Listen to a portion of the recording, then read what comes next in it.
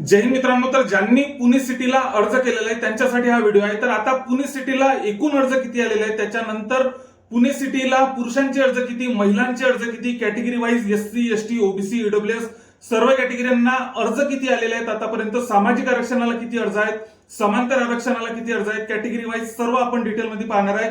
त्याच्यानंतर यावेळेचं कॉम्पिटिशन कशा प्रकारे राहील आता अर्ज संख्येवरून, त्याच्यासोबतच आता जर बघितलं तर आता ग्राउंडला सुरुवात कधी होऊ शकते, जागांमध्ये वाढ होऊ शकते का, यावर आपण सविस्तरपणे बोलणार आहे। त्यामुळे व्हिडिओला स्किप करू नका। चॅनलला जर आतापर्यंत नवीन असाल तर चॅनलला नक्कीच सबस्क्राईब करून घ्या, जेणेकरून समोरच्या आता ज्या काही या भरतीच्या रिलेटेड ज्या काही अपडेट येत राहतील तर आपण आपल्या चॅनलवर टाकत असतो, त्यामुळे चॅनलला नक्कीच सबस्क्राईब करून ठेवा। तर आता जर आपण बघितलं तर पुणे सिटीला 1733 इतक्या जागा आहेत, तर या जागांमध्ये वाढ होऊ शकते, तर ते पण पाहणार आहे। तर आता एकूण अर्ज किती आलेले आहेत, तर पुरुषांचे अर्ज 71,669 इतके पुरुषांचे अर्ज आलेले आहेत। त्याच्यानंतर महिलांचा जर विचार केला तर महिलांचे एकूण अर्ज 16,456 इतके अर्ज केलेले आहेत 1733 इतक्या जागांसाठी। त्याच्यानंतर एससीचा जर विचार केला तर एससीचे अर्ज एकूण अर्ज 12,996 अर्ज गेलेले आहेत। त्यामध्ये समांतर आरक्षणाचे अर्ज 4,267 इतके समांतर आरक्षणाचे अर्ज केलेले आहेत। आता एसटीचा जर विचार केला 3453 इतके अर्ज गेलेले आहेत। त्याच्यानंतर 1040 समांतर आरक्षणाचे अर्ज गेलेले आहेत। विजय मध्ये 2879 इतके अर्ज गेलेले आहेत, 870 इतके समांतर आरक्षणाचे अर्ज आहेत। तर त्याच्यानंतर एनटीबी जर बघितलं तर 1953 इतके अर्ज गेलेले आहेत, तर त्यामध्ये समांतर आरक्षणाचे 530 इतके अर्ज गेलेले आहेत। एनटीसीचं जर बघितलं तर एनटीसीचे 4213 इतके सामाजिक आरक्षणाचे अर्ज गेलेले आहेत।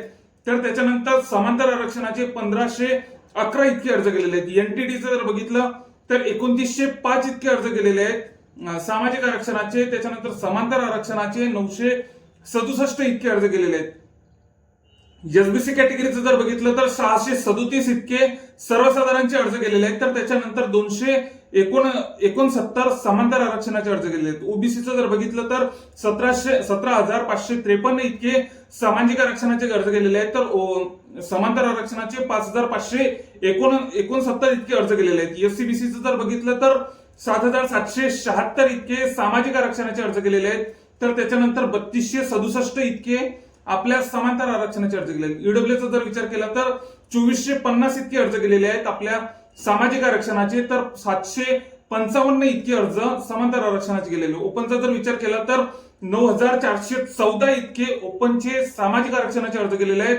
तर त्याच्यानंतर 2,851 इतके समांतर आरक्षणाचे अर्ज गेलेले आहेत। तर अशा प्रकारे अर्ज संख्या तुम्हाला स्क्रीनवर मी दाखवतच आहे। तर सोबतच आता जर बघितलं आपण तर अर्ज संख्या ही आता पुरुषांची एकूण अर्ज संख्या 71,679 इतकी पुरुषांची अर्ज संख्या आहे। त्याच्यानंतर महिलांची अर्ज संख्या 16,456 इतकी महिला प्रवर्गाची अर्ज संख्या आहे। तर आता कॉम्पिटिशन बऱ्यापैकी आहेच। मुंबईच्या जागा वाढलेल्या आपल्याला माहितीच आहे, 1062 जागांची मुंबईच्या जागांमध्ये 2459 जागांमध्ये आणखी 1062 जागांची वाढ झालेली आहे।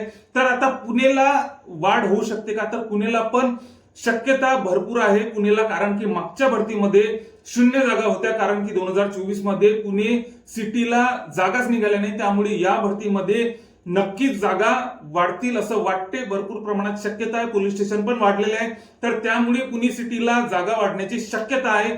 इतर जिल्ह्यांबद्दल जर बोलायचं झाल्यास तर तिथं शक्यता नाहीये, पण पुणे सिटीला जागा वाढण्याची भरपूर अशी शक्यता आहे।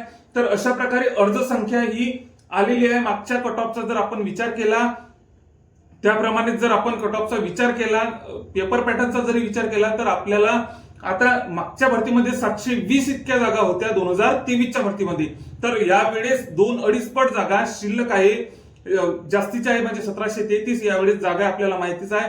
तर कॉम्पिटिशन कशा प्रकारे राहू शकते, कारण की आता अर्ज संख्या तर भरपूर झालेलीच आहे इथं।